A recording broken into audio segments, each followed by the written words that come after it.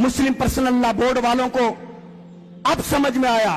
कब? जब हिंदुस्तान के एक चीफ जस्टिस ने या एक जस्टिस ने जब एक मशहूर आलिम दीन से कहा, मौलाना कहां हो, क्या कर रहे हो, खबर भी है इस मुल्क के अंदर तुम्हारी कौम के 11 लाख लड़के और लड़कियां मुर्तद हो गई हैं।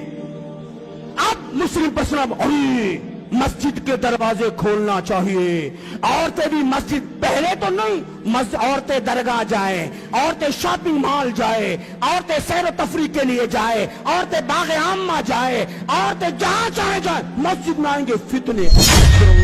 असल में इनके ज़हन दिमाग फितने का शिकार थे, खुद बदलते नहीं, कुरान को बदल देते हैं।